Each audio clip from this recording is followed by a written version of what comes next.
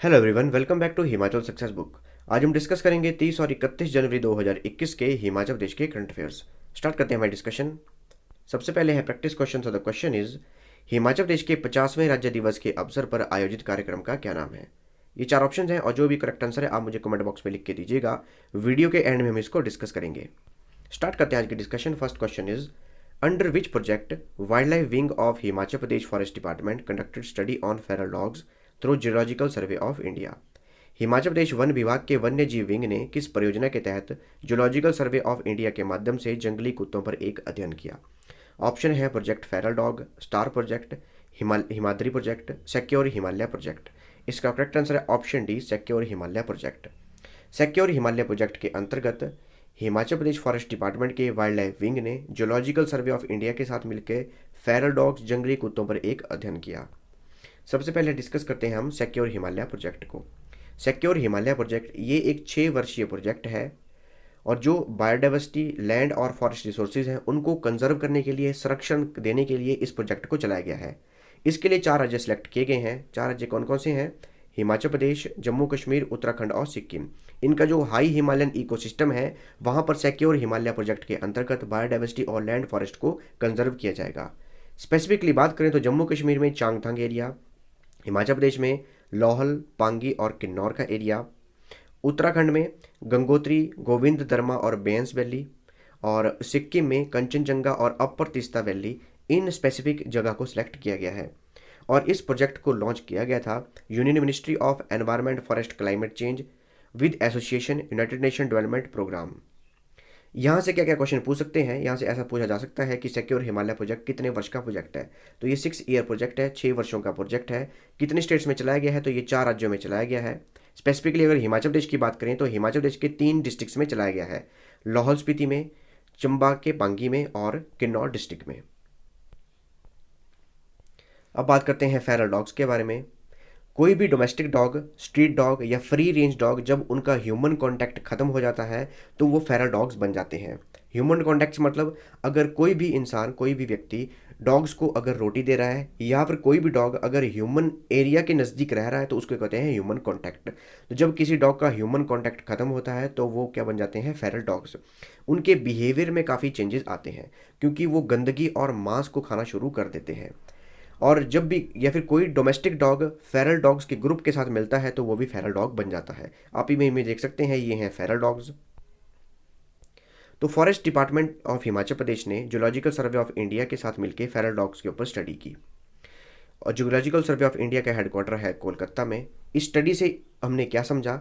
जो Feral dogs का distribution pattern है, पॉपुलेशन स्टेटस है और क्या क्या वो डाइट ले रहे हैं, उनका फीडिंग रिसोर्स क्या है, इन तीनों चीज़ों को समझा गया इस रिसर्च के अंतर्गत।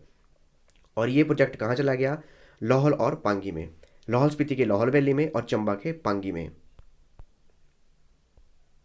अब बात करते हैं कि जो भी प्रोजेक्ट डायरेक्टर थे, नोडल ऑफिसर थे और प्रोजेक्ट ऑफिसर के बारे में। तो मिस अर्चना शर्मा ये स्टेट प्रोजेक्ट डायरेक्टर थी और स्टेट नोडल ऑफिसर थे मिस्टर अनिल ठाकुर और स्टेट प्रोजेक्ट ऑफिसर थे डॉक्टर मनोज ठाकुर।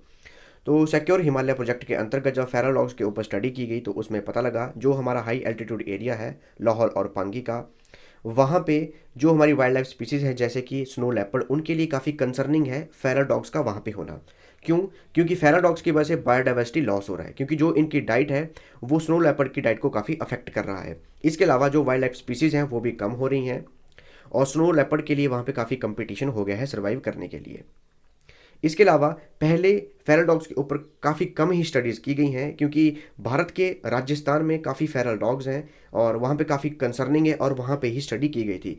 इसके अलावा जब हिमाचल प्रदेश के लाहौल स्पीति और पांगी में इनका कंसर्न बढ़ा तो वहाँ पे भी स्टडी की गई और जो जो रिजल्ट हैं वो पता लगाए गए। बात करें इनके फीडिंग रिसोर्स की तो इनका फीडिंग रिसोर्स है, ये क्या क्या खाते हैं feral dogs? Marmot, blue sheep, rodents. Rodents एक चूहों की प्रजाति है और मैरमॉट ये गिलहरी की एक प्रजाति है। इसके अलावा जो डोमेस्टिक लाइफ स्टॉक है, नियर बाई एरिया में जो लोग रह रहे हैं उनके जो डोमेस्टिक लाइफ स्टॉक है उनको भी ये शिकार बना रहे हैं जो फेरल डॉग्स हैं।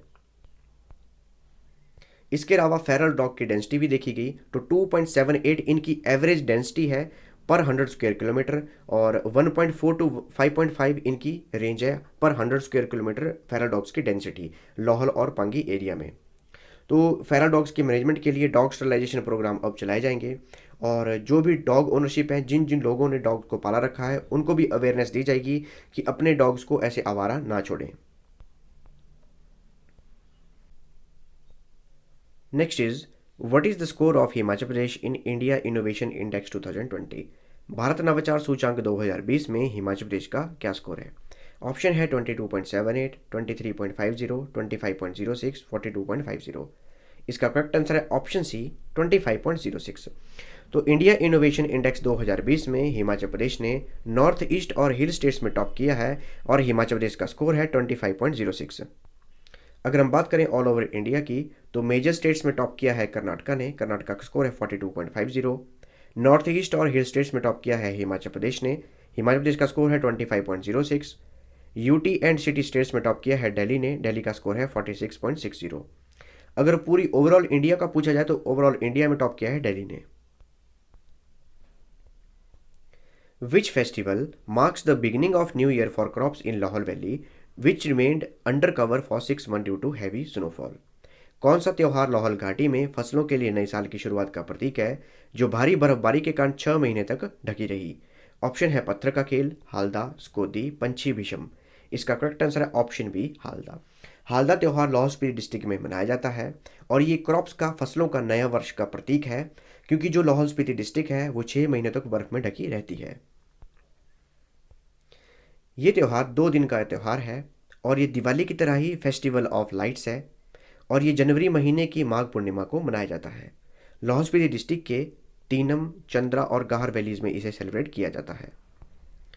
अगर हम बात करें कि किस तरह से इसे सेलिब्रेट किया जाता है, देवदार की वृक्ष की ब्रांचेस को काटकर उन्हें पेंसिल की शेप बनाई जाती है, और एक मशाल जलाई जाती है। उस मशाल को कहते हैं हालदा। आप इमेज में देख सकते हैं, ये वो मशाल जलाई गई है, इसे कहते हैं हालदा। परिवार का हर एक पुरुष सदस्य एक एक हालदा बनाता है, एक एक मशाल बनाता है, और घर से ही उसे जलाकर निकलते हैं सारे के सारे पुरुष सदस्य। इस त्यौहार को डेडिकेट किया जाता है शशिकर आपा को, जो कि गॉडेस है वेल्थ इन द लेमेस्टिक पैंथन में। Which traditional dance was the centre of attraction during the 5th day of the snow festival? बर्फ उत्सव के 5वें दिन कौन सा पारंपरिक नृत्य आकर्षण का केंद्र था? ऑप्शन है करथी डांस, मुखोटा डांस, भूषण डांस, बाक्यांग। इसका करेक्ट आंसर है ऑप्शन बी, मुखोटा डांस। आप इमेज में देख सकते हैं, इसे कहते हैं मुखोटा डांस। और लाहौल स्पीति डिस्ट्रिक्ट में स्नो फेस्टिवल शुरू किया गया है 25 जनवरी से, और वहाँ पर 5वें दिन मुखोटा डांस काफ़ी न्यूज़ में था। अगर हम बात करें मुखोटा नृत्य की, तो लाहौल स्पीति और किन्नौर के मठों में लामा द्वारा मुखोटा नृत्य किया जाता है। किन्नौर के लोग दुरात्माओं को भगाने के लिए इस नृत्य का प्रदर्शन करते हैं, और वो प्रायः लकड़ी के बने हुए मुखौटों को पहनते हैं। इसके अलावा इन मुखौटों नृत्य में प्रसिद्ध है लामा नृत्य, प्रेत नृत्य, छम नृत्य और तमोस्वांग नृत्य। Next is, which of the following achievements of Himachal Pradesh was mentioned by president Ramnath Kovind in the address of opening of the budget session? राष्ट्रपति रामनाथ कोविंद द्वारा बजट सत्र के आगाज के अभिभाषण में हिमाचल प्रदेश की किस उपलब्धि का जिक्र किया गया? ऑप्शन है भारत की पहली हींग की खेती, अटल रोहतांग सुरंग, पहला धुआं मुक्त राज्य, जयराम सरकार के 3 साल। इसका करेक्ट आंसर है ऑप्शन बी, अटल रोहतांग सुरंग। तो राष्ट्रपति रामनाथ कोविंद ने बजट सत्र के आगाज के अभिभाषण में अटल रोहतांग टनल का जिक्र किया और इस अचीवमेंट की तारीफ की। अगर हम डिस्कस करें यूनियन बजट ऑफ इंडिया के बारे में, इसे एनुअल फाइनेंशियल स्टेटमेंट भी कहते हैं। संविधान के आर्टिकल 112 में इसका उल्लेख दिया गया है। फरवरी महीने की पहली तारीख को इसे पेश किया जाता है। वर्ष 2016 से पहले इसे फरवरी महीने के लास्ट वर्किंग डे में पेश किया जाता था, लेकिन वर्ष 2016 के बाद फरवरी महीने की पहली तारीख को इसे पेश किया जाना शुरू किया गया। 26 नवंबर 1947 को पहली बार भारत का बजट पेश किया गया था, और उस समय ये पेश किया गया था उस समय के फाइनेंस मिनिस्टर R.K. शमुखम चैटी द्वारा। मोरारजी देसाई पहले ऐसे फाइनेंस मिनिस्टर हैं जिन्होंने कि अपने जन्म दिवस पर यूनियन बजट ऑफ इंडिया को पेश किया था 29 फरवरी 1964 और 29 फरवरी 1968 को। वर्ष 1970 और 71 का जो बजट था वो पेश किया गया था इंदिरा गांधी द्वारा, और वो पहली महिला बनी थी जिन्होंने कि बजट को पेश किया था।